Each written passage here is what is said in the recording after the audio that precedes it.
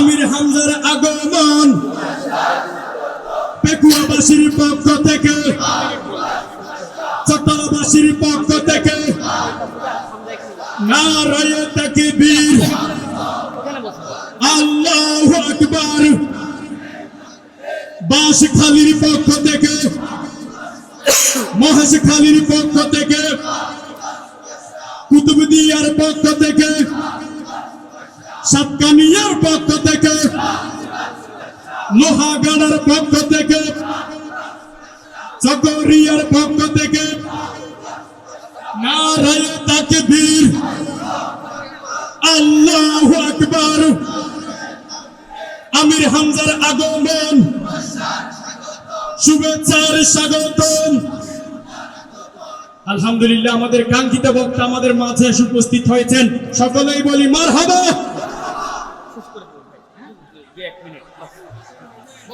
আরে কত মানুষ আজকে জুলুমের শিকার, কত মানুষ আজকে অবিচারের শিকার, বিনা বিচারে জেল খাটে, কোনো কারণ নাই। আমির হামজা 3 বছর জেল খাটলো, জেল খাটার পরে বের হয়ে আসলো, কিন্তু জানতে চাই আমির হামজার জীবন থেকে যে 925 দিন কেড়ে নেওয়া হলো, এই জীবন কি ফেরত দেওয়া সম্ভব?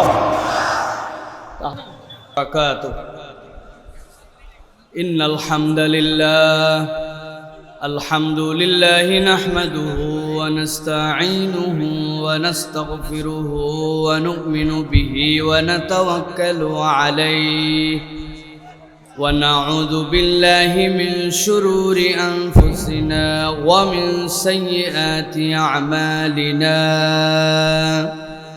من يهد الله فلا مضل له ومن يضلل فلا هادي له وأشهد أن لا إله إلا الله وحده لا شريك له وأشهد أن سيدنا ومولانا محمد الذي أرسله بالحق بشيرا ونذيرا وداعيا إلى الله بإذنه وسراجا منيرا فقد قال الله سبحانه وتعالى في كلامه المجيد وفي فرقان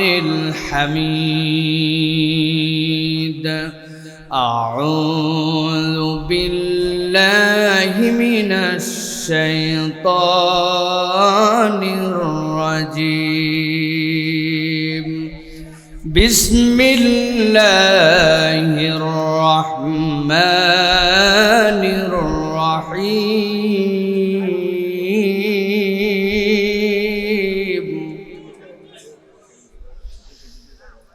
اليوم يئس الذين كفروا من دينكم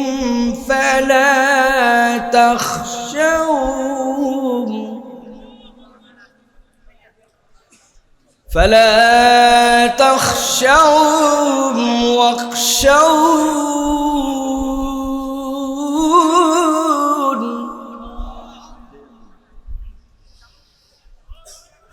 اليوم أكملت لكم دينكم وأتممت عليكم نعمتي ورضيت لكم الإسلام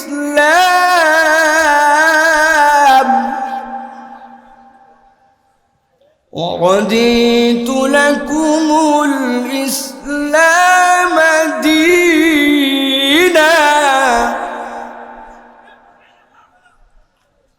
فمن اضطر في مخمصة غير متجانف لإثم فإن الله غفور رحيم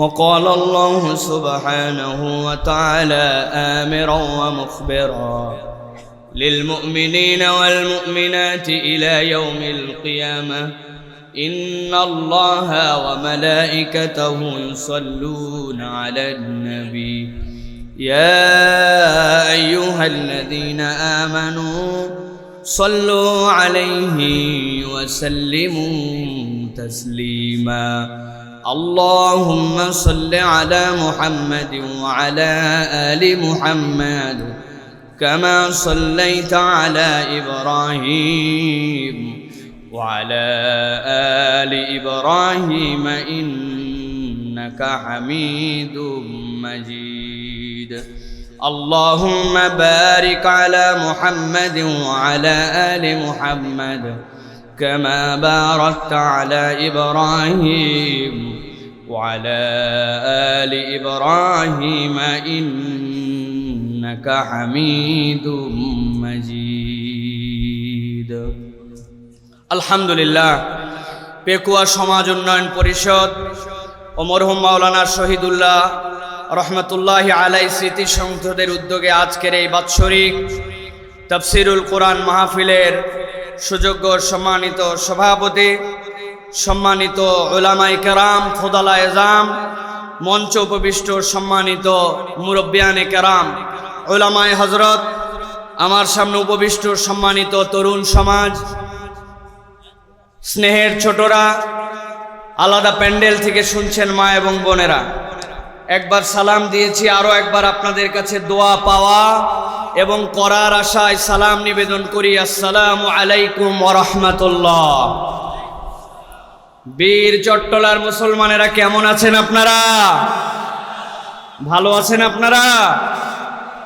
এই ময়দান, এই অঞ্চল, যেই অঞ্চল দিয়ে ইসলাম প্রবেশ করেছিল, এই অঞ্চলের মানুষের কোরআনের মহাব্বত, ইসলামের মহাব্বত, দ্বীনের প্রতি মহাব্বত, এটা প্রমাণ করে বাংলার জমিনে যদি আল্লাহ রাব্বুল আলামিনের কোরআনের বিধান অনুযায়ী এই দেশটা সুন্দর মতো সোনার বাংলা গড়তে হয়, বীর চট্টলার মানুষকে অগ্রণী ভূমিকা পালন করতে হবে, ঠিক কি না? এই অঞ্চলের মানুষের মধ্যে যে কোরআনের ভালোবাসা, এই ভালোবাসার প্রমাণ হচ্ছে পেকুয়ার এই মাহফিল। আল্লাহ রাব্বুল আলামিন যেন আমাদের আশা বসাকে কবুল করেন, বলেন আল্লাহুম্মা আমিন। তবে আমি সবসময় বলে থাকি, বড় মাহফিল হলেই বড় নসিহত, বড় বক্তা হলেই বড় আমল নিয়ে বাড়িতে যাওয়া সব জায়গায় সম্ভব হয় না। এ জায়গায় অনেক মানুষ আছে, শুধু কত লোক হলো এটা দেখার জন্য। আমার কথা হচ্ছে, আমরা যদি কিছু বাড়িতে পাথেও না নিয়ে যাই, শুধু হইচই তাকবীর আর বড় মাহফিল, এইটা আমাদের জন্য কোনো কাজ দিবে না, ঠিক কি না? আমি অত্যন্ত সংক্ষিপ্ত সময় পাবো। আপনারা যারা আমাকে চেনেন, আমার কথা শোনেন, আমি সব জায়গায় একটা কথা বলার চেষ্টা করি, প্রত্যেক আলোচকের জন্য যখন সামনে মানুষ থাকবে, এরা আমাদের জন্য গনিমত, এরা আমাদের জন্য আল্লাহর পক্ষ থেকে আমানত। সুতরাং এই আমানতের হক আদায় করে অন্তত বান্দারা কিছু আমল, কিছু শিক্ষা যেন মাহফিল থেকে নিয়ে যেতে পারে, এইটাকে টার্গেট করে কথা বলা দরকার। কেবল মাহফিল জমানো, গরম করে দেওয়া, এটাই কোনো আলোচকের একমাত্র টার্গেট হতে পারে না, ঠিক কি না? এই জন্য আমি কোনো ভূমিকায় যাব না, আমি আপনাদের কাছে অল্প একটু সময় পাবো। এই সময়টুকুতে যে বার্তা দিতে চাই, ওই বার্তাটা যেন আমাদের বাড়িতে যায়, এরকম নিয়ত করে এখানে বসতে হবে। রাজি আছেন ইনশাআল্লাহ? একটা জবান বন্ধ থাকা চলবে না, বলেন আল্লাহুম্মা আমিন। হয় নাই? অনেকেই যারা দাঁড়ায় আছে আর ইউটিউবার, এরা মনে করছে এরা খালি ভিডিও করবে আর নেটের মধ্যে ছাড়বে, এদের বোধহয় ওয়াজ শোনাও লাগবে না, আমলও করা লাগবে না, তাই নাকি? বলেন আল্লাহুম্মা আমিন। কোন কোরআন শোনার জন্য আসছেন? আল্লাহ রাব্বুল আলামিন বলছেন, যেই কোরআন শোনার জন্য আসছো, ওই কোরআনের ব্যাপারে আমি রব্বুল আমিন তোমাদেরকে গ্যারান্টার হলাম, লা ইয়াতিহিল বাতিলু মিন বাইনি ইয়াদাইহি ওয়ালা মিন খালফিহি তানজিলুম মিন হাকিমিন হামিদ। আমি আল্লাহ রাব্বুল আমিন গ্যারান্টি দিলাম, যেই কোরআন শোনার জন্য আসছো, যেই কোরআন তোমাকে দেওয়া হয়েছে কিয়ামত হয়ে যাবে, দুনিয়ার সব প্রযুক্তিতে দুনিয়াবাসী আগায় যাবে, কিন্তু আমি আল্লাহ রব্বুল আমিন চ্যালেঞ্জ দিয়ে রাখলাম, এই কোরআনের ভিতরে কোনো বাতিল প্রবেশ করতে পারবে না, না সামনে থেকে, না পেছন থেকে, না ডান থেকে, না বাম থেকে। এইটা বলার উদ্দেশ্য, কোরআনের বিধান হবে শাশ্বত, কোরআনওয়ালারাও হবে ইউনিক মানুষ। আল্লাহর পক্ষে, কোরআনের পক্ষে একবার যদি কেউ কোরআন ধারণ করে নিতে পারে, কোরআনওয়ালাদেরকে কখনো বাতিল পরাজিত করতে পারবে না। বাতিল নানানভাবে চেষ্টা করবে, অনেকভাবে আক্রমণ করবে, কিন্তু যুগে যুগে প্রমাণ হয়েছে কোরআনের সামনে, ইমানের সামনে কোনো কিছু টেকে না, টেকে না। আল্লাহ রাব্বুল আমিন বলছেন, এরকম কোরআন যেটা তোমরা শুনতে আসলে, আমি আল্লাহ তোমাদেরকে বললাম, আলিয়াউমা ইয়াইসাল্লাযীনা কাফারু মিন দীনিকুম ফালা তাখশাউহুম ওয়াখশাউন।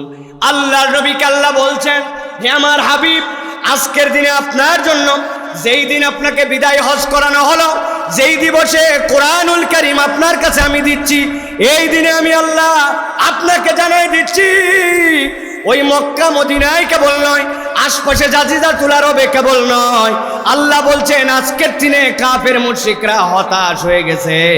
ওরা আর ইসলামকে নিয়ে যেই রকম গভীর ষড়যন্ত্র করত, এই ষড়যন্ত্র যে আর সফল হবে না তারা বুঝে ফেলছে। আল্লাহ বলছেন আজকের থেকে আপনাদের প্রতি দায়িত্ব, কখনো আর তাদেরকে ভয় করবেন না। ভয় যদি করতে হয়, ভয় করতে হবে কাকে? আল্লাহ রাব্বুল আমিন এরপরে বলছেন, আল-ইয়াউমা আকমালতু লাকুম দীনাকুম ওয়া আতমামতু আলাইকুম নি'মাতি ওয়া রাদিতু লাকুমুল ইসলাম দীনা।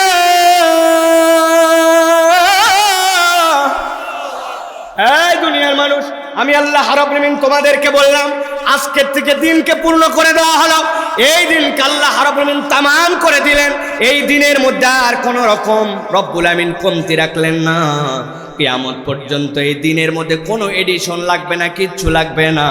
আর আল্লাহ বলছেন এই দিন হিসাবে, জীবন বিধান হিসাবে আল্লাহ রাব্বুল আলামিন ইসলামের প্রতি সন্তুষ্ট হয়ে গেলেন। এর মানে আপনার জীবনের চলার পথ, বলার পথ, আপনার জীবনে নামাজের পথ, রোজার পথ, আপনার জীবনের যত ধরনের পথ আছে, সব পথ এবং পথেও আপনাকে ইসলাম থেকে নিতে হবে, ঠিক না?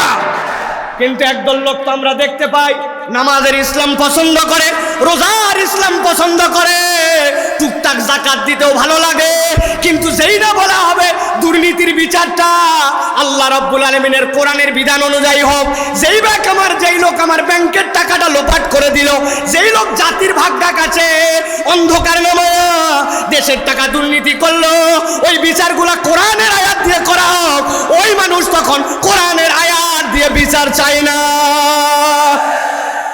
আছে কি না? এর মানে বোঝা যায় কি?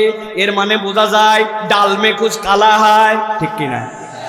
কারণ যখন রাস্তা বানানোর আপনার আমার টাকা দিয়ে দায়িত্ব দেওয়া হয়েছে, যেই রাস্তা বানাতে দেওয়া হয়েছিল পাথর দিয়ে ওই জায়গায় দিয়েছে খোয়া, যেই জায়গায় দেওয়ার কথা ছিল বিটুমিন ওই জায়গায় দিয়েছে কেরোসিন আর পোড়া মোবেল, আর যেই জায়গায় দেওয়ার কথা ছিল মোটা মোটা রড ওই জায়গায় দিয়েছে আরে বাঁশ। বাদ দেন, এখন কঞ্চি, বহুত আগে বাঁশের কারবার শেষ, ঠিক কিনা?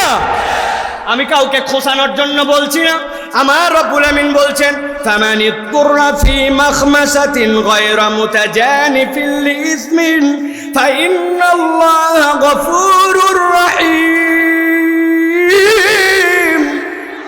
এই দুনিয়ার মানুষ, তোমাদের মধ্যে ভুল থাকবে, অপরাধ থাকবে, তোমাদের মধ্যে থেকে দুনিয়ার মানুষের অপারগতা থাকবে, কিন্তু অপারগতা আল্লাহর কাছে স্বীকার করে আল্লাহর দিকে ফেরত আসতে হবে। কিন্তু তুমি আল্লাহর দিকে ফেরত আসবে না, আবার আল্লাহর দেওয়া বিধানকে পছন্দ করবে না, তাহলে তুমি কখনো পূর্ণাঙ্গ মুমিন হতে পারবে না, ঠিক না? কথা ভালো করে বোঝেন, যেইগুলো মানুষ দাঁড়ায় আছেন তারা ভালো করে বোঝেন।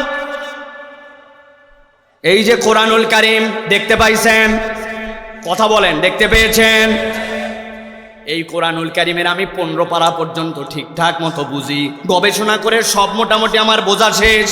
এই 15 পারার ব্যাপারে আমার কোনো মন্তব্য নাই, কিন্তু বাকি 15 পারা এখনো বুঝে উঠতে পারি নাই। অতএব আমি 50% মুসলমান, তাই তো? একুয়ার মানুষ ভালো করে বুঝে বলেন, কোরআনুল কারীম সব করছি, কেবল সূরা নাসটা এখনো বুঝি নাই। সূরা নাসের কেবল সবই বুঝছি, কেবল শেষ আয়াত যেটা ছিল ওই আয়াতটার ব্যাপারে আমার কিছু কথা আছে, মিনাল জিন্নাতি ওয়ান নাস, এইটা বুঝবো, শুধু এইটুকু বাকি, বাকি সব আয়াত মেনে নিয়েছে। অতএব আমি 99% মুসলমান। ভালো করে মাথার থেকে এই কনসেপ্ট পরিষ্কার করে যান। আপনি যদি কোরআনের একটা আয়াতের একটা অক্ষর পর্যন্ত আপনার পণ্ডিতি খাটান, তাহলে আপনার ঈমান 0%, ঠিক কি না? তাহলে আপনাকে স্বীকার করতে হবে কোরআনুল কারীমের মধ্যে যা বিধান আছে আমার মাথায় ধরলেও স্বীকার করি, না ধরলেও স্বীকার করি, আমার বুঝে আসলেও মানি, না আসলেও মানি, এর নাম হচ্ছে ঈমান, ঠিক কি না? প্রিয় মুসলমানেরা, আজকে মূলত আমি আপনাদের কাছে যতক্ষণ সময় পাবো একটা বিষয় নির্ধারণ করে আসছি, সেই বিষয়ে বলবো। আল্লাহ যে বললেন আল-ইয়াউমা আকমালতু লাকুম দীনাকুম, দিনকে পূর্ণ করে দেওয়া হলো।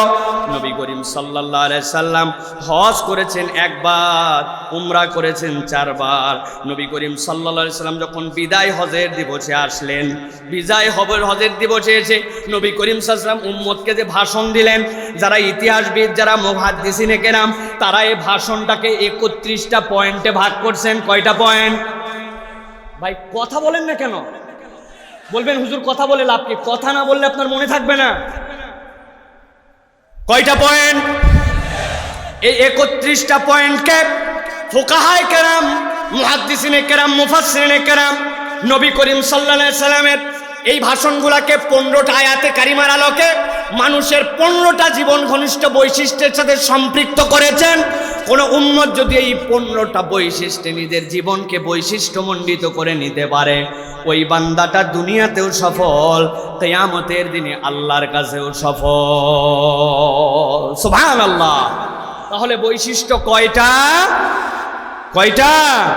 15টা। আজকে আমরা এক এক করে সিদ্ধান্ত নিব, এই 15টা বৈশিষ্ট্যের সংক্ষিপ্ত কোরআনুল কারীম থেকে টাচ নিব এবং আমরা বুদ্ধি বিবেক খাটায়া আমরা এখান থেকে চলে যাব। কারো প্রতি কোনো আমাদের হিংসা নাই, বিদ্বেষ নাই। ইমানদার কাউকে হিংসা বিদ্বেষ করে না, কাউকে প্রতিপক্ষ অযথা বানায় না। কোরআন সবাইকে তার কাছে টানতে চায়, কিন্তু যদি কোরআনকে কেউ বিদ্বেষী বানায়, তাহলে মুসলমান তাকে বিদ্বেষী বানায়, ঠিক না?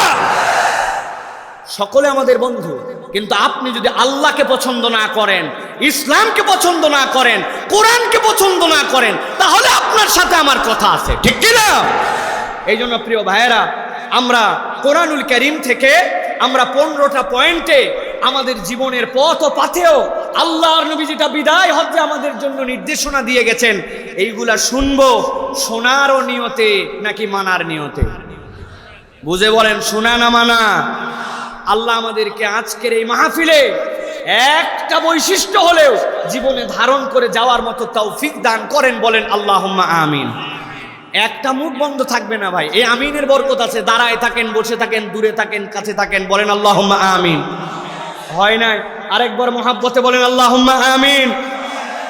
চলেন তাহলে এক এক করে আমরা শুরু করি। আপনারা নাম্বার মিলাই নেবেন প্রিয় ভাইয়েরা। হামজা আসবে, আমি চলে যাব ইনশাআল্লাহ। 1 নম্বরে আল্লাহ রাব্বুল আমিন বলছেন, যাকে তাকে অনুসরণ করো না। ডিগবাজি দেয়, কিছুদিন পরে আদর্শ পরিবর্তন করে, আবার বড় মাহফিল পাইলে বড় বড় লেকচার মারে, আছে না? আমার আল্লাহ রাব্বুল আমিন বলছেন, জানে জানে যাকে তাকে না জেনে অনুসরণ করো না। এটা 1 নম্বর বৈশিষ্ট্য ঈমানদারের। না জেনে না বুঝে একদিকে চলে যাবে, একদিকে ছুটে যাবে। একটা বিজ্ঞাপন দেখছে, বিজ্ঞাপন দেখে পাগল হয়ে গেছে। অমুকে কোম্পানি আপনাকে বলছে টাকা ডবল বানায় দিবে, আপনি ঝাঁপ দিয়ে পড়ে গেছেন। এটা ঈমানদারের বৈশিষ্ট্য হবে। আল্লাহ রাব্বুল আমিন কোরআনুল কারীমের মধ্যে বলছেন, কোরআনের 68 নম্বর সূরা কলমের মধ্যে আল্লাহ 10 থেকে 13 নম্বর আয়াতের মধ্যে বান্দার জন্য দিক নির্দেশনা দিয়েছেন। আল্লাহ বলছেন, ওয়ালা তুতি' কুল্লা হাল্লাফিম মাহিন হাম্মাজিম মাশাইম বিনামিম মান্নাইল লিল খায়রি মু'তাদিন আসীম। আমার রব্বুল আমিন বলছেন, এই দুনিয়ার মানুষ, যে ব্যক্তি অধিক শপথ করে, কথায় কথায় আল্লাহর কসম বলে, কথায় কথায় কিরা কাটে, কথায় কথায় বলে খোদার কসম, আল্লাহর কসম, বাপের কসম, মায়ের কসম, জমিনের কসম, তোর মাথার কসম, আমার বইয়ের কসম, ইজ্জতের কসম, চোখের কসম, আছে না ভাই? আমার আল্লাহ বলছেন, খবরদার, যেই ব্যক্তি বেশি বেশি কসম করে, যে লাঞ্ছিত, আপনি তার অনুগত্য করবেন না। হাম্মাজিম মাশাইম বিনামিম। আরেক দল আছে, একের কথা অপরের কাছে পিছনে যে লাগায়, সামনে বলার সাহস করে না, কিন্তু পিছনে পিছনে কথা লাগালাগির খেলা করে। আল্লাহ বলছেন, হে নবী, আপনাকে দিয়ে আপনার উম্মতকে বলা হলো, পিছনে পিছনে যে কথা বলে তার সাথে যেন আপনার উম্মতের সম্পর্ক না থাকে। শিওর থাকবেন, আপনার কাছে এসে একজন বলছে অমুক অমুক অমুক অমুক এই কথা বলেছে, আপনার কাছে ভালো হচ্ছে, আপনি শিওর হবেন যে এই ব্যক্তি পিছনে এরকম করে অপরের কথা আপনাকে বলতেছে। ওই ব্যক্তি যখন সুযোগ পাবে আপনার কথা অন্যের কাছে বলবে, ঠিক কি না? আল্লাহ বলছেন, এর সাথে আপনার কোনো সম্পর্ক নাই। মান্নাইল লিল খায়রি মুতাদিন আজিম। আর একটা গ্রুপের অনুসরণ করবেন না, যেই ব্যক্তিটা ভালো কাজে বাধা দেয়, সীমা লঙ্ঘন করে, উতুল্লিন বাদা যালিকা জানিম, কঠোর স্বভাবের অধিকারী, তদুপরি এই মানুষটা কুখ্যাত। আল্লাহ বলছেন, কুখ্যাত চরিত্র, কঠোর স্বভাব, পাপিষ্ঠ, সীমালঙ্ঘনকারী, আর মানুষকে কল্যাণের দিকে আসতে বাধা দেয়, এরকম মানুষের সাথে ইমানদারের কোনো সম্পর্ক থাকবে না, ঠিক কি না? শুধুমাত্র রাস্তাঘাটের সম্পর্ক থাকবে না, কিন্তু যখন ভোট দেওয়া লাগবে তখন এইগুলো মানিছিল আমাদের প্রিয় মানুষ, ঠিক কি না? ঠিক বললেন না? প্রিয় ভাইয়েরা, ভালো করে বুঝে নেন, হিসাব মিলায় নেন, আজকের থেকে সিদ্ধান্ত নেন, এই ধরনের কোনো মানুষের অনুসরণ জেনে বুঝে আমরা করতে পারি না, ঠিক কি না? কিন্তু দুঃখ লাগে, আমরা বলেছি আজকে করব না, এইগুলা মানুষের সাথে সম্পর্ক রাখবো না, কিন্তু আপনি যে না বললেন, না বলার সময় মনে মনে ভাবছেন, হ্যাঁ হ্যাঁ ওই মানুষটার সাথে চরিত্র মিলছে, হুজুর যা বলছেন আমার দোস্তের সাথে মিলে গেছে। কিন্তু একটু যদি আয়নায় মুখ দেখি, তাহলে খুঁজে টুজে দেখব ওই মানুষটা বেশি দূরে যাওয়া লাগবে না, আমার চেহারা যে আয়নার উপরে পড়েছে, ওই আয়নাতে আমি যেন আমার নিজেকে দেখতে পাই, ঠিক কি না? এই জন্য নিজের চরিত্র বদল করা লাগবে প্রিয় ভাইয়েরা। 1 নম্বরে এটা আমি সংক্ষেপ করে বলে যাচ্ছি। 2 নম্বরে আল্লাহ রাব্বুল আলামিন বলছেন, ইমানদার যদি তুমি হও, তোমার আচরণ কেমন হবে? তোমার আচরণের প্রথম হবে, আল্লাহ রাব্বুল আমিন বলছেন, নবী আপনার উম্মতকে জানায় দেন, আপনার উম্মতের কথা বলার ধরনটা নম্র স্বভাবের হবে। সুবহানাল্লাহ। আল্লাহ রাব্বুল আমিন সূরা তাহা, কোরআনুল কারীমের 20 নম্বর সূরা, এই সূরার 43 থেকে 44 নম্বর আয়াতের মধ্যে আল্লাহ বলছেন, ওই মানুষটার কাছে পয়গম্বর যাচ্ছে, যেই মানুষটাকে আল্লাহ রাব্বুল আমিন নিজে বলছেন লাআল, এর থেকে বড় দস্যু, এর থেকে বড় ইসলাম বিদ্বেষী, এর থেকে বড় আল্লাহদ্রোহী আর কেউ নাই। এর আগে দুনিয়ার বুকে কেউ কখনো এটা দাবি করে নাই, আনা রব্বুকুমুল আলা। ওর থেকে বাজে মানুষ আর দুনিয়াতে আল্লাহদ্রোহী হিসাবে কেউ আসে নাই। কিন্তু আল্লাহ বলছেন, ও মুসা, ও হারুন, সবচেয়ে নিকৃষ্ট মানুষটার কাছে আপনি যাচ্ছেন, কিন্তু তার জন্য আপনাকে নির্দেশনা দেওয়া হচ্ছে। কি নির্দেশনা? আল্লাহ রাব্বুল আমিন বলছেন, ইযহাবা ইলা ফিরআউনা ইন্নাহু তাগা ফাকুলা লাহু কওলান লাইয়িনান লাআল্লাহু ইয়াতাযাক্কারু আও ইয়াখশা।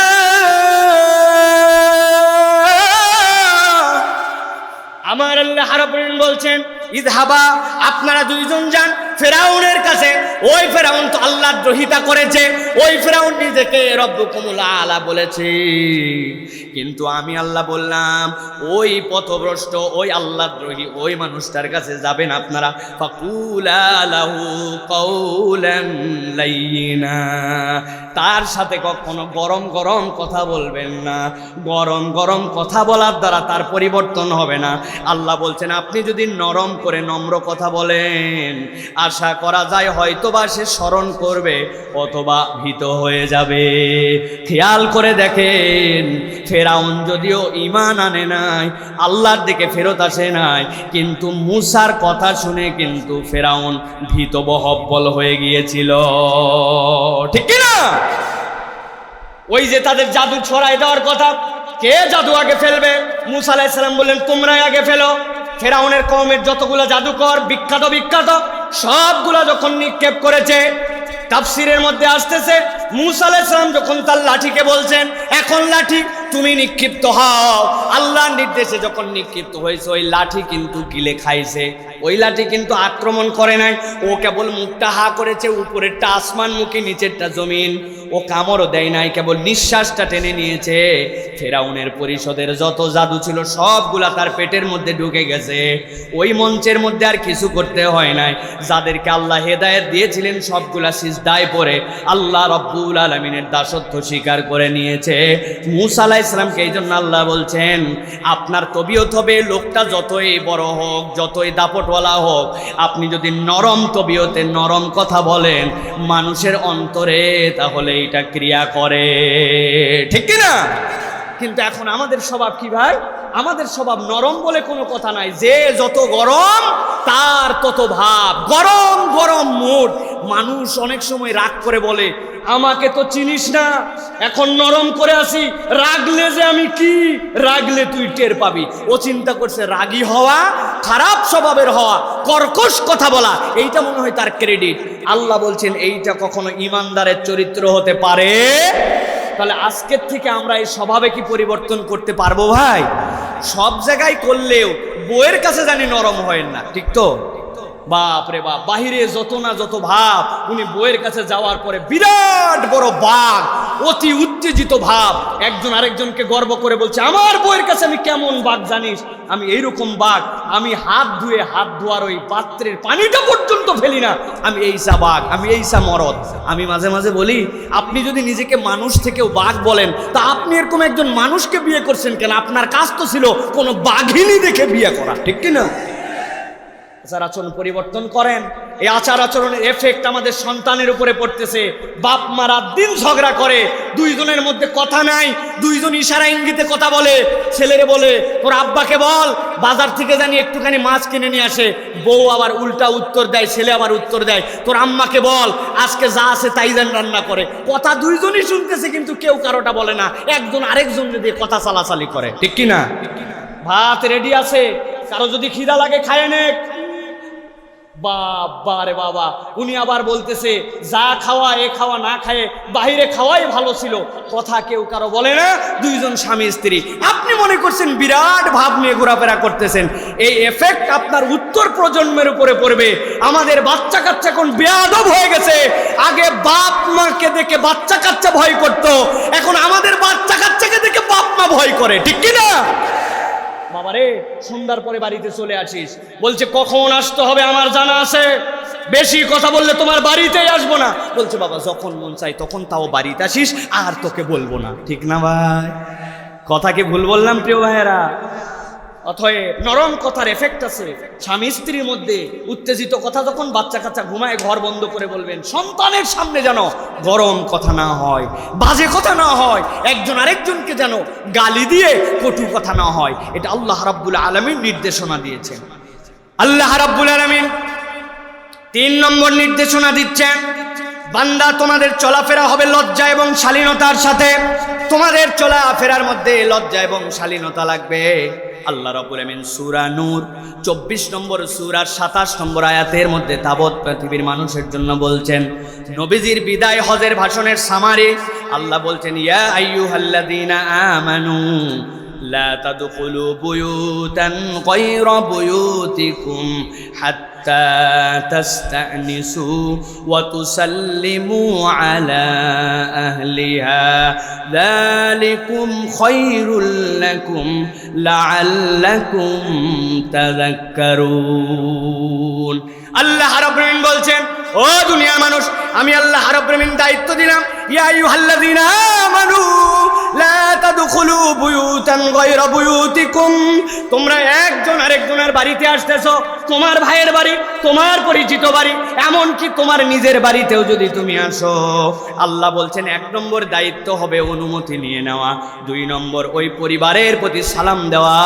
কোনো বান্দা যদি এইটা করে, আল্লাহ বলছেন যালিকুম খায়রুল লাকুম লাআল্লাকুম তাযাক্কারুন।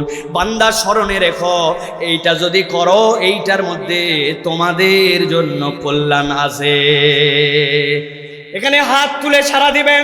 কারা কারা আছেন বুকে হাত দিয়ে বলেন, নিজের বাড়িতে যখন প্রবেশ করি, সুরসা ডাকার আগে, কলিং বেল চাপার আগে, ঠক ঠক দেওয়ার আগে বাড়িতে আগে সালাম দেই, নিজের বউরে সালাম দিয়ে প্রবেশ করি, নিজের পরিবারে সালাম দিয়ে বাড়িতে ঢুকি। হাত তোলেন। বাড়িতে সালাম দিয়ে ঢোকেন। আপনার বউ আছে না মা আছে? বউ আছে, মা আছে, আলহামদুলিল্লাহ। কিন্তু ইমানদার হিসাবে তো আমাদের সকলের হাতগুলো উঠে যাওয়ার কথা ছিল, ঠিক কিনা? চিন্তা করে হুজুর, সব জায়গায় সালাম দেওয়া যায়, কিন্তু বউকে আবার কেমন করে সালাম দেয়? একটা লজ্জা আছে না? আজকের ওয়াজ শুনে যায়, যদি বাড়িতে আবার সালাম দেন, আসসালামু আলাইকুম ওয়া রাহমাতুল্লাহ, ফাতেমার মা দরজা খোলো, আপনার বউ আবার বলবে আমি কি অপরিচিত মানুষ নাকি? কোন ভক্কর চক্কর শুরু করলে তুমি আবার, ঠিক না ভাই?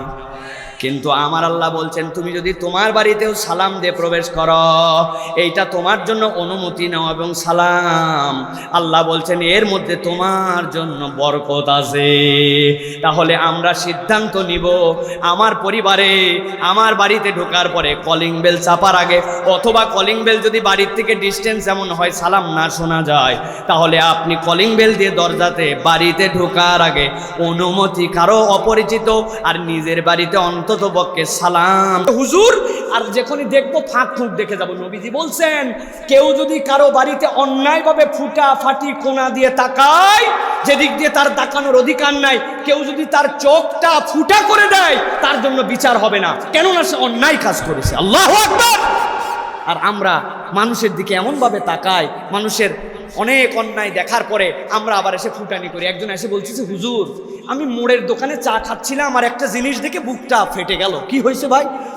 পর্দা পুশিদা বলে কিছু নাই হুজুর, জামিয়ে দেখলাম 15-20টার মধ্যে 14টার বুকেই কাপড় নাই। আমি বললাম, আপনার মতো মুত্তাকি তো দেখি না। আর সমাজের এত খারাপ, আপনি চোখ দিয়ে গুনে 14 জনের কাপড় সারা দেখলেন, আপনার দেখার অনুমতিটা দিল কে?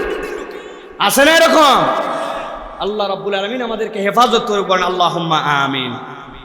4 নম্বরে খেয়াল করেন, আল্লাহ রাব্বুল আলামিন বলছেন, মানুষ হিসাবে আজকের থেকে ইমানদারদের দায়িত্ব দেওয়া হলো একজন অপরজনের প্রতি দয়া করবে, দয়াবান, দয়ার চরিত্র তাদের মধ্যে ঢুকে যাবে।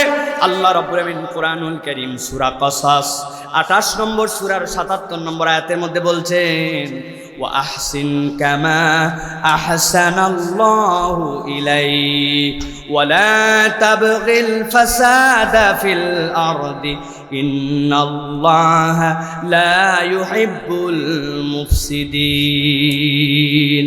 রব্বুল আলামিন বলছেন, ওয়া আহসিন কামা আহসানাল্লাহু ইলাইক। ভালো করে বোঝেন, এইটার খেতাব হচ্ছেন নবী সাল্লাল্লাহু আলাইহি ওয়াসাল্লাম।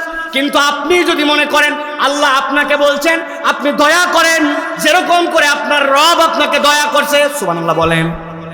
আমি ছোট্ট 2টা উদাহরণ দেই আপনার বিবেক যেন খুলে যায়, এইটা বোঝানোর জন্য। আপনার যে 5টা নখ আছে, যাদের আছে তারা হাত তোলেন, যাদের নাই তারা হাত তুলবেন না। যাদের হাতে 5 নখ আছে, আমার সামনে বসে আছেন, হাত তোলেন। চাচা আপনার 5 নখ নাই, তা হাত তোলেন না কেন? টান করে তোলেন, সোজা করে তোলেন, সোজা করে তোলেন। তুলছেন সবাই, হাতটা এবার নাড়াচাড়া দেন, একটু নাড়াচাড়া দিছেন, হাত নামাবেন না। এবার বাম হাত দিয়ে 2 নখ বন্ধ করেন, এই 2 নখ, এই নখ আর এই নখ, এই 2 আঙ্গুল বন্ধ করেন। বাড়িতে যাওয়ার পরে কিচ্ছু লাগবে না, আপনার রবের তো আপনি কোনো দয়া খুঁজে পান না। আপনি একদিন সিদ্ধান্ত নেবেন, 24 ঘন্টা এখানে একটা গাডার পেঁচায় দিলাম, দেওয়ার পরে এইভাবে চলাফেরা করব। ভাতটা যখন খাবেন, এই 2 আঙ্গুল কিন্তু বন্ধ, এই 3টাতে তুলে খাওয়া লাগবে। একজন বলছে একটু সই করে দেন চেকে, কলম কিন্তু এরকম করে ধরে মারা লাগবে। বদনাটা যখন ধরবেন, কিভাবে ধরবেন? বাড়িতে যে সিদ্ধান্ত নিয়েন। আমার আল্লাহ বলছেন, বান্দা তুমি রবের দয়া খুঁজে পাও না, কিন্তু তোমার হাতের মেকানিজমের দিকে তাকালে তুমি টের পাবে তোমার আল্লাহ তোমার প্রতি কি দয়া করেছে, ঠিক না? আমার আল্লাহ রাব্বুল আলামিন বলছেন, ও আহসিন কামা আহসানাল্লাহু ইলাইক, তোমার রব তোমার প্রতি যে দয়া করেছে বান্দা তুমি কল্পনার মধ্যে আনতে পারবা না, তুমি চিন্তা করতে পারবা না। এত পরিমাণ গতকালকের মাহফিলে কুয়াশা ছিল, গাড়ি আমার 20 কিলোমিটার বেগে চলে না। গাড়ি যখন চলতেছে, চলার সময় ভিতরে হিট চলে, ভিতরে ঠান্ডা চলে, সামনে ওয়াইফাইটা দিয়ে ওয়াইফাইটা দিয়ে মাঝে মাঝেই ওই সামনের গ্লাসের পানি পরিষ্কার করা লাগে। চিন্তা করলাম পানি পরিষ্কার করতে করতে হঠাৎ করে ওয়াইফারে চাপ দেয়, পানি আর আসে না। বলে কি ব্যাপার, পানি নাই কেন? বলে রিজার্ভের ট্যাঙ্কিতে যে পানি ছিল পানি ফুরাই গেছে। আমি চিন্তা করলাম বসে বসে, এই রব, আমি তো ওই ওয়াইফারের পানিটা পর্যন্ত না, এইটা দেখতেছি যখন 1-2 মিনিট, ওই সময়ও তো আমার চোখ অন্তত 10 থেকে 15 বার আমার চোখের পলক পড়ে গেছে। একটা মানুষ দিনের মধ্যে 22,000 বার চোখের পলক ফেলে।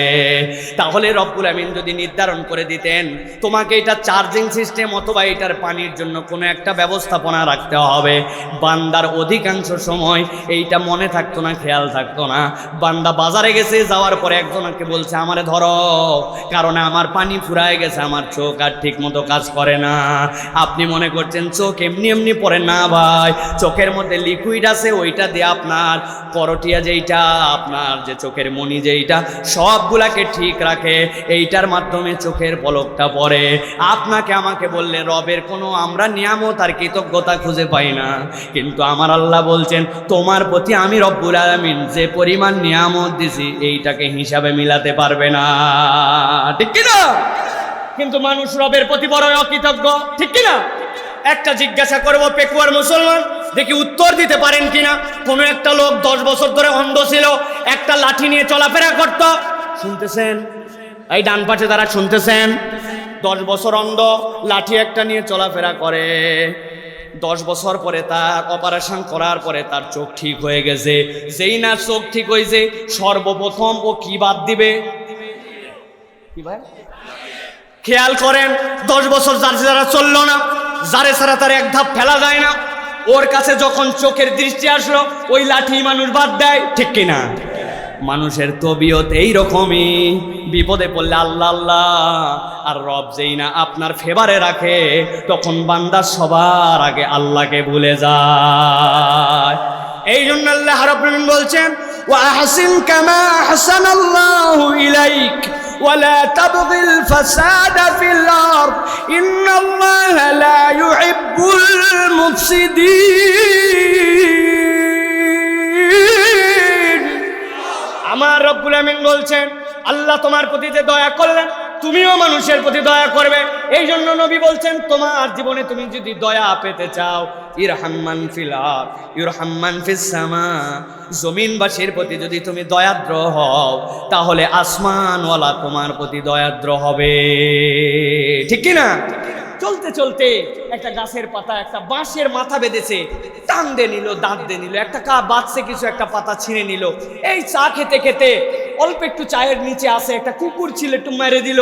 এইগুলাকে চিন্তা করলো এগুলো কোনো আমার বিষয়ই না, ধর্তব্যের মধ্যেই পড়ে না। কিন্তু প্রিয় ভাইয়েরা, আল্লাহর কাছে আপনি দয়ার হিসাবে যদি নিজের নামটাকে উঠায় আল্লাহর দয়া পেতে চান, প্রত্যেকটা আকাশ যেইগুলোর মধ্যে কোনো উপকার নাই, দয়াদ্রতা নাই, এইরকম উচ্ছৃঙ্খল জীবন ছেড়ে দয়াবান হয়ে সুশৃঙ্খল জীবন যাপন করতে হবে, ঠিক কিনা? আহারে, কত মানুষ আজকে জুলুমের শিকার, কত মানুষ আজকে অবিচারের শিকার, বিনা বিচারে জেল খাটে, কোনো কারণ নাই। আমির হামজা 3 বছর জেল খাটলো, জেল খাটার পরে বের হয়ে আসলো, কিন্তু জানতে চাই আমির হামজার জীবন থেকে যে 925 দিন কেড়ে নেওয়া হলো, এই জীবন কি ফেরত দেওয়া সম্ভব? তাহলে এই অন্যায়টার হিসাব কোথায় হবে? আল্লাহ বলছেন অন্যায়ের হিসাব হবে, টেনশন নিও না। মনে করছো কেবল দুনিয়াতেই তোমার হিসাব, না। ওয়ালা তাহসাবান্নাল্লাহা গাফিলান আম্মা ইয়ামালুজ জালিমুন। আল্লাহ বলছেন আল্লাহ কোনো গাফিল নন, যারা জুলুম করে তাদের প্রত্যেকের হিসাব কড়াই গন্ডায় আল্লাহর কাছে বুঝে নেবেন, ঠিক কি না? সাবধান হয়ে যান, জুলুম যারা করেন সাবধান হয়ে যান। একটা জুলুম ব্যক্তিগত জুলুম, আরেকটা জুলুম সামাজিক জুলুম, আরেকটা জুলুম রাষ্ট্রীয় জুলুম। কেউ যদি রাষ্ট্রীয় জুলুম করে ওইটা জনগণের কাছে এসে আপনি কেবল বলেন মাফ করে দেওয়া এত সোজা নয়, ওই জুলুমের ক্ষতিপূরণ করতে হবে, ঠিক কিনা?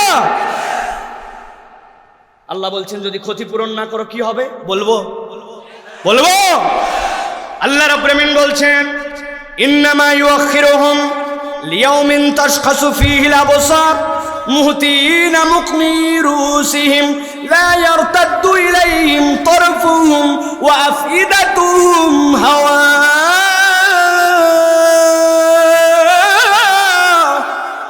আমার আল্লাহ বলছেন কিয়ামতের ময়দান যেদিন হবে, দিল নরম করেন, ঠান্ডা মাথায় বোঝেন।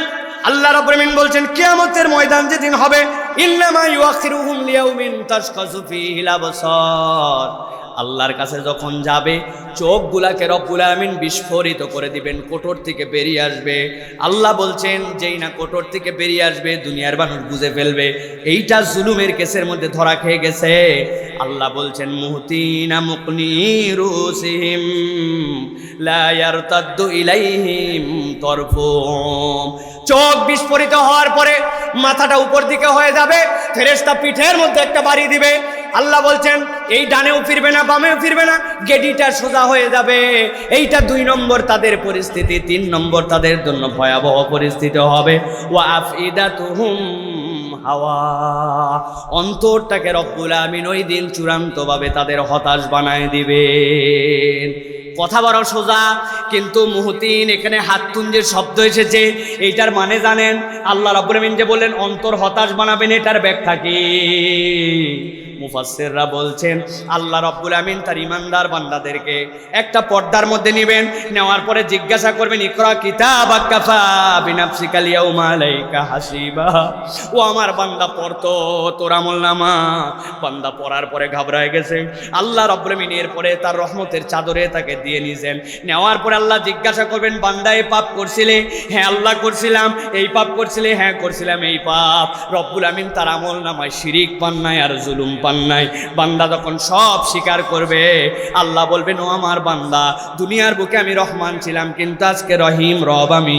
বান্দা তোর দুনিয়ার গোপন গুনাহগুলা গোপন রেখেছিলাম, আজকেও বান্দা যা যা তোর গোপন গুনাহ গোপন রেখে আমি আজকে তোকে মাফ করে দিলাম।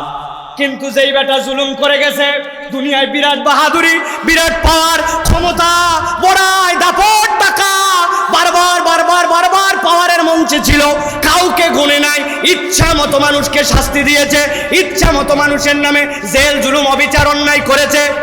আল্লাহ বলছেন ওয়াফিদাতুহুম হাওয়া, অন্তর তার এমন হতাশ হয়ে যাবে ওই বান্দা বুঝে ফেলবে আজকে আর পার পাওয়ার কোনো কায়দা নাই, আজকের দিনে তাকে জাহান্নামে যাওয়া লাগবে।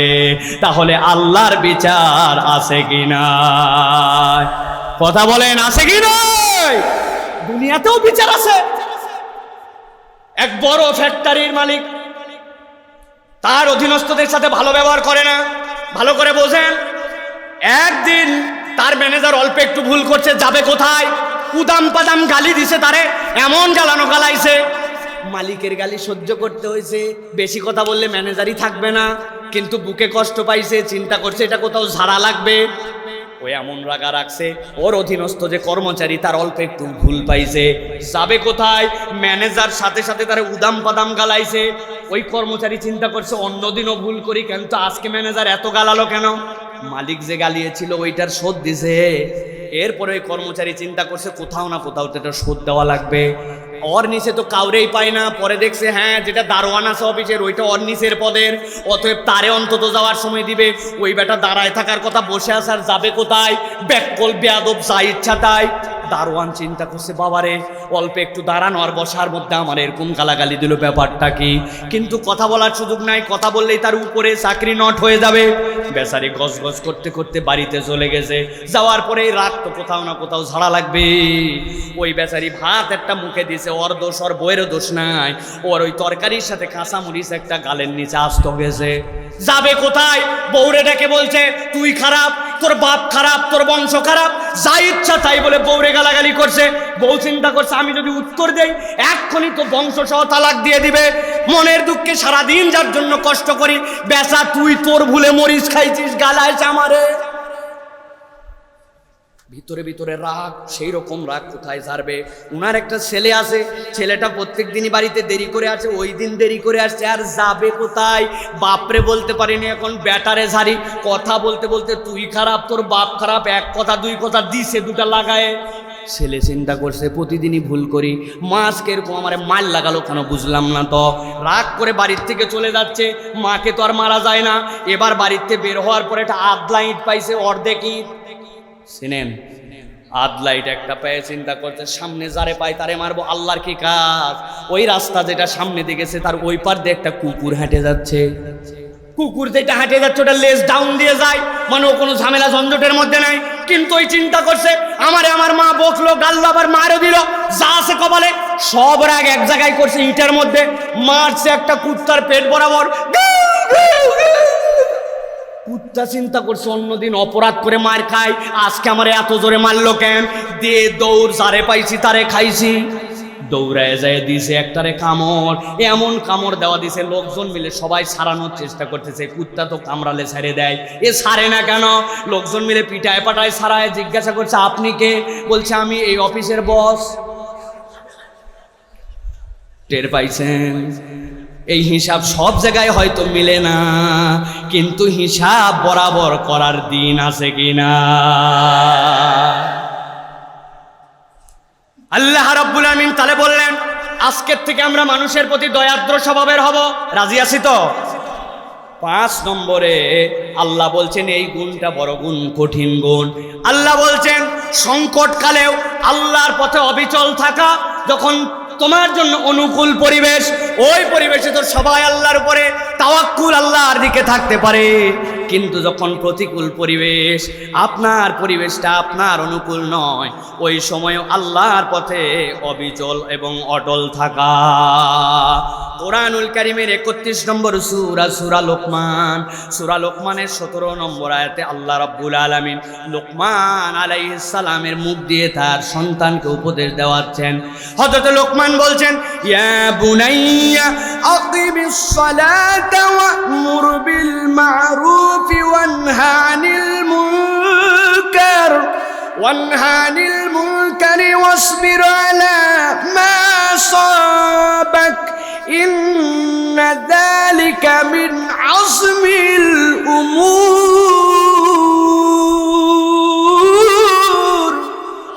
আমার রব্বুল আমিন বলছেন, লোকমান উপদেশ দিচ্ছে আমার সন্তান, ইয়া বুনাইয়া আকিমিস সালাত, সালাত আদায় করবে, সৎ কাজের আদেশ দিবে, অন্যায় থেকে বিরত রাখবে।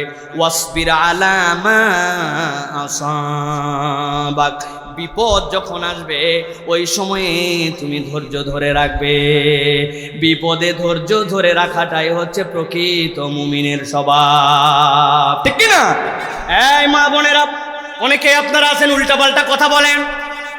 যেই দিন আপনি ধানটা শুকোতে দিয়েছেন, আপনার বাড়ির ফসলটা শুকাতে দিয়েছেন, আকাশটা ওই দিন মেঘ করে আসছে।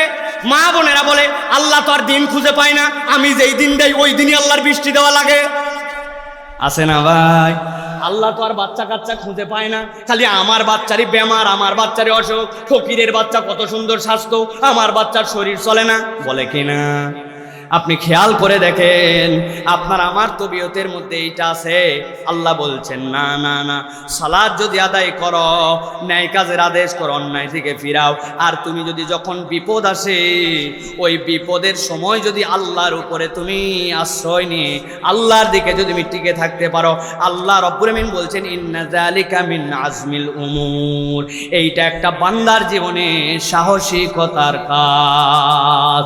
অতএব আল্লাহর দিকে অটল এবং অবিচল থাকতে হবে, আল্লাহ রাব্বুল আলামিনের পথে আপনাকে অনড় থাকতে হবে, ঠিক না? খোঁচা দিবে আপনাকে, এই বয়সে দাঁড়িয়ে রেখে হুজুর হয়ে গেলি, বাহ, দেখি আবার টাকনুর উপরে কাপড় পরা ধরছিস, ওরে বাবা, ইসলাম ইসলাম খুব করিস, বিরাট হুজুর হয়ে গেছিস। আপনি চিন্তা করছেন ইরিফ বাবারে আমারে হুজুর বলে খোঁচা দিল, দাড়ি দিয়ে খোঁচা দিল। আপনি সেলুন আড়ালে যায় বলছেন প্রথমেই শ্বাস দিও না, প্রথমে 3 নম্বরটা দাও, আস্তে আস্তে কমাই। আসে না? খবরদার খবরদার, দুনিয়ার কারো কথাবার্তায় আল্লাহর দিক থেকে পথ হারা হওয়া যাবে না, ঠিক না? লোভ আসবে আপনার পথে, অনেক ধরনের বিপদ আসবে, অনেক ধরনের আপনার সামনে প্রলোভন আসবে। কোনো প্রলোভন কোনো কিছুতে আল্লাহর পথ থেকে সরা যাবে। আল্লাহ রাব্বুল আলামিন বলছেন, এটা আল্লাহ নিজে ঘোষণা দিচ্ছেন, এটা হচ্ছে তোমার জন্য সাহসিকতার কাজ। সবরের অনেক দীর্ঘ আলোচনা। সবরের নিম্ন স্তরটা আমরা বুঝি। সবরের নিম্ন স্তর কি? অসুখ হয়েছে, ধৈর্য ধরে আছে। বাচ্চা কাচ্চার অসুখ হয়েছে, ধৈর্য ধরে আছে। আল্লাহ অনেক দিন ধরে ব্যবসাপাতি ভালো যাচ্ছে না, ধৈর্য ধরে আছে। এটা সবর। কিন্তু এটা সবরে উলিয়া নয়। সবরের নিম্ন স্তর এটা। সবরে উলিয়া হচ্ছে মা আমার আল্লাহু লাক, আল্লাহ যা আপনাকে নির্দেশ দিয়েছেন, ওয়া মা নাহাল্লাহু আনহু, আর আল্লাহ যা থেকে আপনাকে নিষেধ করেছেন। আল্লাহর দুনিয়া একদিকে, আল্লাহর হুকুম একদিকে, আল্লাহর দুনিয়া বাকিটা একদিকে, আল্লাহর নিষেধ আপনার জীবনে একদিকে। আল্লাহর আদেশের প্রতি আপনি অবিচল, নিষেধ থেকে আপনি দূরে থাকেন। এইটাই হচ্ছে প্রকৃত মুমিন, ঠিক কি না? বহু জায়গায় আমি বলি, অনেক দাড়িওয়ালা মুসলমান, জুব্বা টুপিওয়ালা মুসলমান, কিন্তু এখন পর্যন্ত দাদনের ব্যবসা ছাড়ে নাই, সুদের কারবার করে। আছে না? ওরে বাবারে বাবা, হাজি সাহেব সব বাদ দিয়ে দিছে, কিন্তু দাদনের ব্যবসা করে। এই আপনি এই কাজ করেন কেন? বলে আমাকে বেশি বুঝাতে এসো না, এটা 1500 বছর আগের দুনিয়া না। এক্সপোর্টের বিজনেস, ইম্পোর্টের বিজনেস, দুনিয়ার যত কারবার সব এখন লাগে সুদ। আর তুমি বলতেছো এটা চলে না। বাবা চলে না, সব বুঝবে না, তোমরা বয়স হোক তারপরে বুঝবে। উনি দাদনে টাকা লাগায়, সুদে টাকা লাগায়। আসরের নামাজ পড়ে মসজিদ থেকে বের হয়েছে, এক লোক আছে বলছে 1000 টাকা দেন, হাতে টাকা নাই। বলছে বাবারে বড় বিপদে পড়ছে, 1000 টাকা দেন। বললাম হাতে টাকা নাই। বলছে চাচা আপনি কি মনে করছেন এমনি নিব? আজকে কি বার? শুক্রবার। 1000 টাকা দেন, আগামী মঙ্গলবার 1250। বলছে বেকুব কোথাকার, মানুষের হাতে টাকা থাকে নাকি? ঘরে চল। ঘরে নিয়ে চলে গেছে। যাওয়ার পরে 1000 টাকা বাইর করে দিছে। দেওয়ার পরে বলছে লাগলে আরো বল, তোর চাষিও কিন্তু এই কারবার করতেছে, তবে যা করবি তাড়াতাড়ি কর। ছোট দিনের বেলা মাগরিবের আজান হচ্ছে, আমি কিন্তু মসজিদে যাই মাগরিবের নামাজ ধরবো। আসরের নামাজ পড়ে এসে মাগরিবের নামাজ ধরার পেরেশানি দেখায়, কিন্তু আল্লাহর বিধানে সবর করে সুদের কারবার থেকে বের হতে পারে না। আছে কি না? আমার আল্লাহ রাব্বুল আমিন বলছেন, অতএব সংকটকালে আল্লাহর প্রতি অটল অবিচল থাকা। 6 নম্বরের পরে রব্বুল আমিন বলছেন মানুষকে অবজ্ঞা না করা। কখনো মানুষকে অবজ্ঞা করা যাবে না। মানুষকে অবজ্ঞা করা যাবে না। প্রিয় ভাইয়েরা, সম্ভবত আমার সময় শেষে আমরা আসতেছি। মাশাআল্লাহ, লিল্লাহে তাকবীর। এইটা তাকবীর হয় নাই, পেকুয়ার মানুষের তাকবীর হয় নাই। লিল্লাহে তাকবীর, আল্লাহু আকবার, নারায়ে তাকবীর, আমির হামজার আগমন, পেকুয়াবাসীর পক্ষ থেকে, চট্টগ্রামবাসীর পক্ষ থেকে নারায়ে তাকবীর, আল্লাহু আকবার।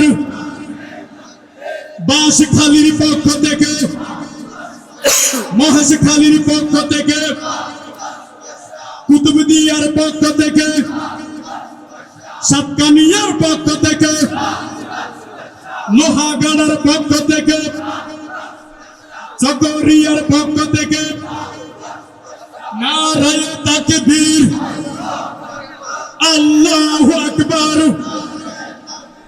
আমির হামজার আগমন, শুভেচ্ছার স্বাগতম।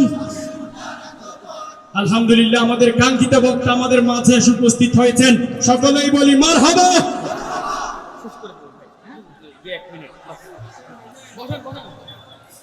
বসেন সবাই, বসেন প্রিয় ভাইয়েরা,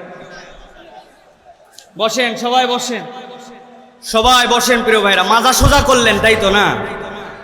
আমি সাইদি সাহেব হুজুরের এক ওয়াজে শুনছিলাম, ওই প্যারেড ময়দানে হুজুর বলছিলেন যে আপনাদেরকে তো দাঁড়াতে বলি নাই, তাকবীর দিতে বলছি। বলছে যাই হোক, মাজা আপনাদের অনেকক্ষণ সোজা ছিল না, মাজাও ফাঁকে সোজা করে নিলেন। আপনারা আজকেও তাই করলেন তাই তো?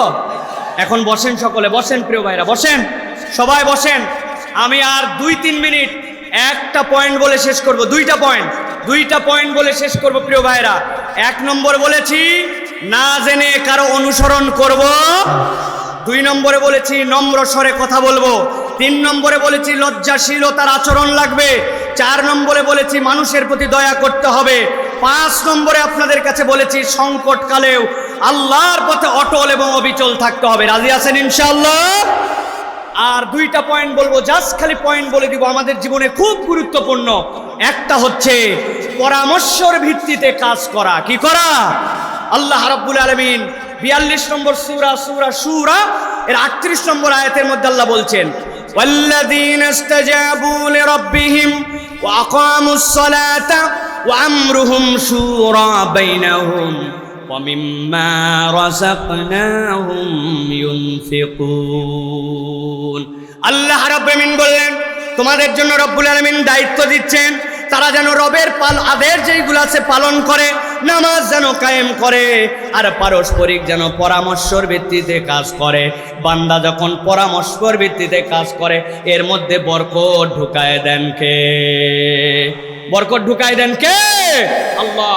অতএব ছোট থেকে বড় যে কোনো কাজ করবেন, এই কাজগুলি পরামর্শের ভিত্তিতে করবেন, আল্লাহ রাব্বুল আলামিন বরকত ঢুকায় দিবেন। ঠিক কি না? সর্বশেষ 15টি পয়েন্ট বলতাম, কিন্তু লাস্ট পয়েন্ট হিসেবে আজকে বলি, প্রিয় ভাইরা, আমাদের অনেকের ধারণা যারা অমুসলমান, যারা ইসলাম পালন করে না, তাদের সাথে আমাদের আচরণের নীতিমালা কি হবে আমরা অনেকেই জানি না। কথা শোনেন, একদম চুপ করে কথা শোনেন, নড়াচড়া করেন না, কথা বলেন না, কথা শোনেন। ক্যামেরাম্যানরা বসেন, প্রিয় ভাইয়েরা বসবে বসবে বসবে। মুসলমানদের সাথে আমাদের আচরণ কেমন হবে, এটা শেষ কথা। আল্লাহ রাব্বুল আলামিন কোরআনুল কারীমের মধ্যে বলেছেন, লা ইয়ানহাকুমুল্লাহু আনিল্লাযীনা লাম ইউকাতিলুকুম ফিদ-দীন ওয়া লাম ইউখরিজুকুম মিন দিয়ারিকুম আন তাবাররাউহুম ওয়া তুকসিতু ইলাইহিম ইন্নাল্লাহা ইউহিব্বুল মুকসিতিন। আল্লাহ বলছেন, তোমাদের সাথে কেউ যদি ফাইট করতে না আসে, তোমাদেরকে তোমাদের জনপদ থেকে বের করে না দেয়, ইসলাম দুনিয়ার বুকে সবচেয়ে বড় সৌন্দর্য শিখাচ্ছে। তোমাদের অমুসলমান প্রতিবেশী যদি হয়, সে যদি তোমাদের সাথে বসবাস করে, আল্লাহ বলছেন তাদের সাথে সদাচরণ করা এবং ইনসাফ করতে আল্লাহ নিষেধ করেন না। অতএব যারা এই সৌহার্দ্যপূর্ণ সমাজে আমাদের অন্যান্য ধর্মাবলম্বীরা আছে, তাদের প্রতিও আমাদেরকে সদয় আচরণ করতে হবে, ভালো আচরণ করতে হবে। মনে রাখতে হবে, ইসলাম যতটা না তলোয়ারের জোরে প্রতিষ্ঠিত হয়েছে, ইসলাম তার থেকে বেশি হাজার গুণ তার আদর্শ দিয়ে প্রতিষ্ঠিত হয়েছে। ঠিক কি না? অথবা আমাদেরকে আদর্শ মুসলমান হতে হবে, আদর্শ মুমিন হতে হবে।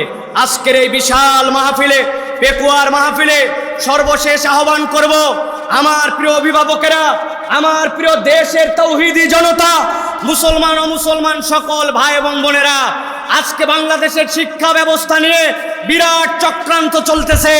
এই শিক্ষা ব্যবস্থায় এমন কিছু শেখানো হচ্ছে যেটার সাথে আল্লাহ এবং তার রাসূলের সম্পর্ক নাই। আল্লাহ বলেছেন, ইন্না খলাকনাকুম মিন যাকারি ওয়া উনসা, আমি তোমাদের জন্য পুরুষ এবং নারীতে তোমাদেরকে সৃষ্টি করেছি। কিন্তু আমাদের পাঠ্যক্রমে আমাদেরকে শেখানো হচ্ছে পুরুষ আর নারী কেবল নয়, প্রত্যেকটা মানুষ দুনিয়াতে মানুষ হিসাবে আসে, বড় হওয়ার পরে সে সিদ্ধান্ত নিবে সে পুরুষ না নারী। এইটা বোঝানোর দ্বারা মূলত তারা বোঝাতে চায় আল্লাহর দেওয়া বিধান হিসাবে ছেলে মেয়ের সাথে বিয়ে হবে, কিন্তু এইটা কার্যক্রম যদি ঢুকায় দেওয়া যায়, এলজিবিটি যদি ঢুকায় দেওয়া যায়, সমকামিতা যদি ঢুকায় দেওয়া যায়, ট্রান্সজেন্ডার যদি ঢুকায় দেওয়া যায়, তাহলে ছেলের সাথে বিয়ে করবে সমস্যা নাই, মেয়ের সাথে মেয়ে বিয়ে করবে সমস্যা নাই। এই বীজ ঢুকানোর জন্য আমাদের শিক্ষা পুস্তকে এরকম অইসলামিক বিষয় ঢুকানো হয়েছে। আপনার আমার ট্যাক্সের টাকায়, আপনার আমার টাকায় বানানো স্কুলে, আপনার আমার টাকায় ছাপানো বইয়ে, আপনার আমার টাকায় বেতন দেওয়া শিক্ষক দিয়ে আপনার আমার সন্তানদেরকে অনইসলামিক কিছু শেখানো হবে, তাওহীদি জনতা এটা সহ্য করবে না। এটা কেবল হইচইয়ের বিষয় নয়, আপনারা সতর্ক হবেন। ক্লাস 7-এর বইয়ের সামাজিক বিজ্ঞান বইয়ের 41-42 নম্বর পৃষ্ঠা যে খুলে পড়ে দেখবেন, যদি এরকম কিছু পেয়ে থাকেন এটার প্রতিবাদ করতে হবে। এটার বিপক্ষে কথা না বললে আমি আপনাদেরকে একটা কথা কেবল বলে দিতে চাই, কথা শোনেন, কথা শোনেন, পরিণতিটা কি হবে বলে দিতে চাই। গত 2 দিন আগে ভারতে ইন্ডিগো পরিবহনে একটা বিমান কোম্পানি, ওই বিমান কোম্পানির একটা ফ্লাইট ছিল, যেই ফ্লাইটটা 50 মিনিট ডিলে হয়েছে। কয় মিনিট? ফ্লাইট 50 মিনিট ডিলে হওয়ার পরে পাইলট উঠে বলছে যে আমরা আন্তরিকভাবে ক্ষমা প্রার্থী এই ডিলে হওয়ার জন্য। যাত্রী এমন সেতা সেতা ককপিট খুলে যায় ওই পাইলটকে পিটাইছে। জিজ্ঞাসা করতে চাই, এই বিমান ডিলে হওয়া কি পাইলটের দোষ? বিমান ডিলে হওয়া পাইলটের দোষ নয়, এটার সাথে ট্রাফিক কন্ট্রোল, এটার সাথে উড্ডয়ন অবতরণ, আসমানের পরিবেশ, অনেক কিছু জড়িত আছে। কিন্তু প্রাইমারি পিটনটা কিন্তু খাইছে পাইলট। আজকে যারা শিক্ষা ব্যবস্থা নিয়ে গভীর ষড়যন্ত্র করতেছে আর আপনি বলতেছেন এটা সরকারের বিষয়, এটা শিক্ষা মন্ত্রণালয়ের বিষয়, এ নিয়ে আমাদের এত মাথা ঘামানোর কিছু নাই। আমি গ্যারেন্টি দিয়ে দিলাম, পিটন এবং বিপদ যখন আসবে সরকারের কাছে যাওয়ার আগে আপনার পরিবার থেকে বিপদ শুরু হবে, ঠিক কিনা? আপনার সন্তান কথা শুনবে না, ইসলামের পথে থাকবে না, আল্লাহ আল্লাহ রসুলকে মানবে না, আপনি এর ভিকটিম হবেন। তার প্রমাণ বৃদ্ধাশ্রম থেকে ফোন করে বলে আপনার আব্বা অসুস্থ, নিয়ে যান, এখান থেকে তিনি মৃত্যু সজ্জায়, নিতে পারবেন কিনা? বাংলাদেশে 2 দিন আগে এক সন্তান বলছে আমার এখন হাতে সময় নাই, পারলে আঞ্জুমানে মফিদুল ইসলামকে দিয়ে আপনারা লাশ দাফন করেন। বাংলাদেশের বৃদ্ধাশ্রমের অবস্থা এখন এরকম। যারা আগে শিক্ষা গ্রহণ করেছে আর এই শিক্ষা কার্যক্রম যদি চলে, প্রথম মায়ের আমাদের পরিবারে পড়বে, শকুনের চোখ মুসলমানদের পরিবারে পড়েছে। অতএব প্রত্যেকটা অভিভাবককে দায়িত্ব দিলাম, সচেতন হন, কথা বলেন, জানান, এই কার্যক্রমকে রুখে দিতে হবে। আল্লাহ আমাদেরকে বোঝার তৌফিক দেন, বলেন আল্লাহুম্মা আমিন। هذا ما عندي والعلم عند الله سبحانك اللهم وبحمدك أشهد أن لا إله إلا أنت أستغفرك وأتوب إليك। আমার প্রিয় ভাই নিয়ামতুল্লাহ নিজামী, আল্লাহ তাকে বারাকা দান করুক। তার পিতা মরহুম মাওলানা শহীদুল্লাহ, তার জন্য দোয়া করেন। আল্লাহ এরকম একটা সন্তান রেখে গেছে, যেই সন্তানের কারণে এরকম কোরআনের মঞ্চ কায়েম হয়েছে। এই কোরআনের মাহফিল অব্যাহত থাক, এটা শকুনের চক্ষু থেকে মুক্ত পাক। এটা আপনারা কি চান? কথা বলতে হবে, আপনারা কি চান? যদি চান তাহলে আপনাকে সমর্থন করতে হবে এবং সজাগ। IUB media